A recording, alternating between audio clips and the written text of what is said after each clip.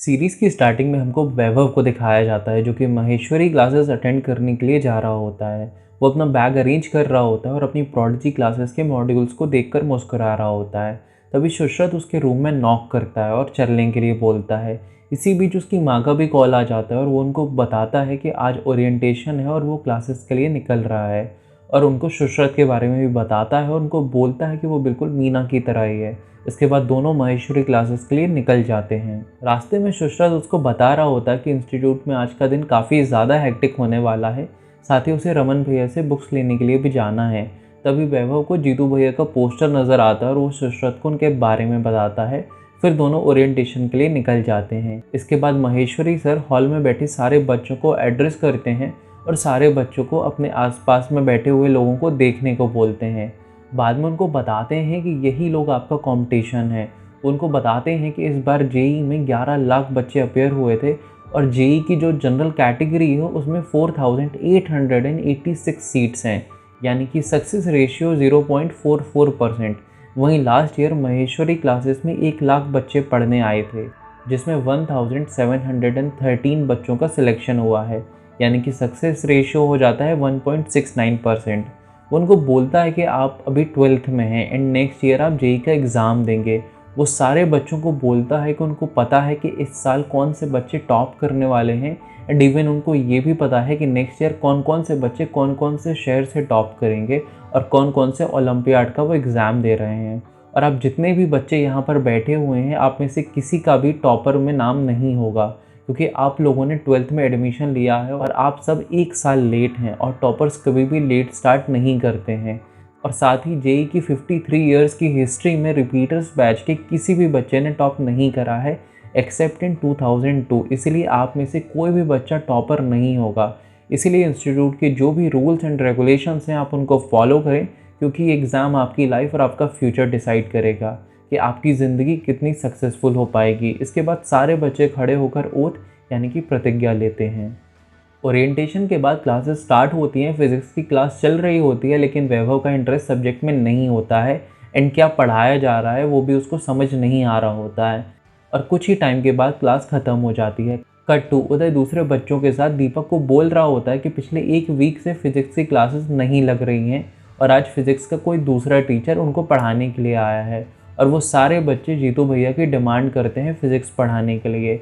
जिसके बाद दीपक उन सबको बोलता है कि जीतू अब से क्लास नहीं लेगा और वह प्रोडिजी का पार्ट नहीं है। और उसका रीज़न उसकी हरकतें हैं, क्योंकि वो अच्छा टीचर हो सकता है लेकिन वो एक अच्छा इंसान नहीं है और सक्सेस उसके सर पर चढ़ गई थी। साथ ही उसके घर में शराब गांजा ड्रग्स सब चलता था। साथ ही उसका एक स्टूडेंट के साथ अफेयर भी था। जीतू के बारे में ऐसी बातें सुनकर मीना भड़क जाता है और दीपक को सुनाकर वहाँ से चला जाता है और उसके साथ ही दूसरे बच्चे भी वहाँ से चले जाते हैं। कैंपस के बाहर मीना जीतू भैया को कॉल करने के लिए बोलता है तो मीनल उसको बताती है कि उनका नंबर ऑफ आ रहा है। जिसके बाद मीना उनको जीतू भैया का पर्सनल नंबर देता है।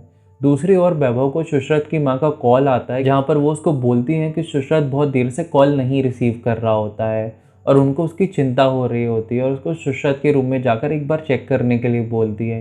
वैभव उसके रूम में जाता है और नॉक करता है, लेकिन शुश्रत दरवाज़ा को नहीं खोलता है। तो वैभव ज़ोर से गेट को पुश करता है और वो देखता है कि शुश्रत लेटे हुए रो रहा होता है। जिसके बाद वो शुश्रत की बात उसकी माँ से कराता है। इसके बाद वैभव उससे फ़ोन को ना उठाने की वजह पूछता है, जिसके बाद वो वापस से रोने लगता है और रोते हुए उसको बताता है कि क्लास में उससे एक भी क्वेश्चन का आंसर नहीं बना है और वो माँ को क्या जवाब देगा और घर में वो कब तक झूठ बोलता रहेगा। ऊपर से पापा ने भी उधार लेकर उसकी फ़ीस भरी है। वहीं वो उसको बताता है कि वो अपने स्कूल का टॉपर था और ऐसा कभी नहीं हुआ कि वो कोई क्वेश्चन को क्रैक ना कर पाया हो। वो उसको बोलता है कि उसे वहीं से पढ़ाई कर लेनी चाहिए थी और वहीं से किसी कॉलेज में एडमिशन ले लेना चाहिए था, लेकिन लोगों ने उसे चढ़ा दिया होता है कि जब वो मंदबुद्धि आईआईटी क्रैक कर सकता है तो तू क्यों नहीं कर सकता है। और वो भी उनकी बातों में आ जाता है। वो वैभव को बताता है कि आज उसने एरोडोव देखी थी और उसकी जी फट के हाथ में आ गई थी। वो वैभव को बोलता है कि उसकी आईआईटी फाईटी करने की कोई भी इच्छा नहीं है और वो उसे नहीं करना चाहता है।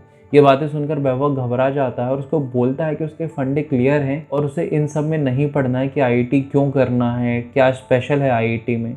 तो वो सुसु को बोलता है कि हम प्रिपरेशन के सेकेंड ईयर में हैं और इन सवालों का कोई मतलब नहीं है। इस पर शुश्रत उसको बोलता है कि सवाल लेट पूछने से सवाल गलत हो जाता है क्या। उसके बाद हम देखते हैं कि प्रोडिजी के सारे बच्चे जीतू भैया के पास पहुंच जाते हैं, जहां पर जीतू उनको बताते हैं कि उसने प्रोडिजी छोड़ दी है और विज्ञान नगर में वो अपना खुद का इंस्टीट्यूट खोलने वाले हैं, जहां पर पुराने स्टूडेंट से कोई भी फीस नहीं ली जाएगी। जिसके बाद वो उनको जाने को बोलता है और क्लासेस अटेंड करने के लिए कहता है। इसके बाद वैभव और सुशरत रमन भैया के पास बुक्स लेने के लिए जाते हैं, जहाँ पर रमन उसको बताता है कि वो आईटी छोड़ रहा है और घर जा रहा है, इसलिए वो सारी बुक्स ले जा सकता है उसकी।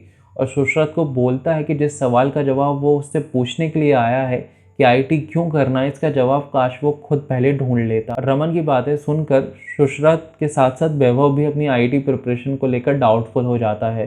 दोनों बात करते करते वहाँ से वापस आ रहे हो, जिसके बाद वैभव सुशरत को बोलता है कि वो उसको जीतू भैया से मिलवाएगा, एंड अगर वो भी उसको आईआईटी प्रिपरेशन को लेकर कन्विंस नहीं कर पाए तो वो खुद उसको ट्रेन पर बैठा कर आएगा। जिसके बाद दोनों रसमलाई खाने के लिए चले जाते हैं, लेकिन रास्ते में ही उसको वर्तिका नज़र आती है। वो उसको देखकर काफ़ी ज़्यादा एक्साइटेड हो जाता है और उसको सॉरी बोलता है कि वो उसको कॉल नहीं कर पाया। तभी वहाँ उदय और मीना भी आ जाते हैं। वैभव को लगता है कि वो सब वहाँ पर उससे मिलने के लिए आए होते हैं, लेकिन उदय उसको बताता है कि वो वहाँ जीतू भैया के इंस्टीट्यूट आए हुए हैं। दूसरी तरफ हमको जीतू भैया को दिखाया जाता है, जो कि अपने इंस्टीट्यूट में कंस्ट्रक्शन का काम करा रहे होते हैं। तभी वहाँ वर्नाली रोते हुए आती है और थोड़ी देर में वहाँ बाकी सारे बच्चे भी आ जाते हैं। वो वर्नाली से पूछता है कि क्या हो गया है, क्या प्रॉब्लम है। वो जीतू को बोलती है कि जेई एडवांस देने का कोई फ़ायदा उसको नज़र नहीं आ रहा है, क्योंकि उसे वापस से पढ़ाई करनी होगी, पेपर सॉल्व करने होंगे एंड एग्ज़ाम देना होगा, बट एंड में उसे रिजेक्ट कर दिया जाएगा। उसको बोलती है कि उसके मेंस अच्छा गया है और उसे कोई ना कोई अच्छा एनआईटी तो मिल ही जाएगा, एंड वो भी अच्छे कॉलेजेस होते हैं। जिसके जवाब में जीतू उसको बोलता है कि हाँ, डेफिनेटली एनआईटी अच्छे कॉलेजेस हैं, लेकिन आईटी तुम्हारा ड्रीम नहीं, तुम्हारा एम होना चाहिए, क्योंकि सपना देखा जाता है वहीं एम को अचीव किया जाता है। वर्नाली उसको बोलती है कि एम बड़ा कर लो तो सबको पता चल जाता है, और वो पूरे ना हो तो रिश्तेदार परेशान कर डालते हैं। जिस पर जीतू उसको बोलता है कि डरना नहीं है, हमको फाइट मारना है, और अगर हम फेल भी होते हैं तो धड़ल्ले से बोलना है कि जेई एडवांस में हम रिजेक्ट हुए हैं। वो उसको समझाता है कि आईटी इसलिए एम मत करो कि इसके बिना लाइफ पॉसिबल नहीं है, बल्कि आईटी इसलिए एम करो क्योंकि टफ़ है, और टफ बैटल्स लड़ने से लाइफ में कॉन्फिडेंस आता है। वर्नाली उसको बोलती है कि सब उसके लिए बोलना आसान है, क्योंकि वो खुद एक आईआईटीएन है। जिसके जवाब में जीतू उसको बोलता है कि उसकी माँ को कोई वरदान नहीं मिला था कि उसका बेटा आईआईटीएन बनेगा, वो भी उन सब की तरह ही है। वो कहता है कि उसके लिए भी ये बोलना आसान होगा कि don't take stress and be just yourself, लेकिन स्टडीज़ बताती हैं कि शॉर्ट ड्यूरेशन के लिए स्ट्रेस अच्छी चीज़ होती है, and rather than being yourself we should try to better ourselves. वो उसको बोलता है कि वो भी प्रोडिजी में था, उसको अच्छे पैसे मिल रहे थे एंड सब कुछ बढ़िया चल रहा था, लेकिन वो वहाँ से निकल गया प्रोडिजी छोड़कर अपना इंस्टीट्यूट खोलने के लिए।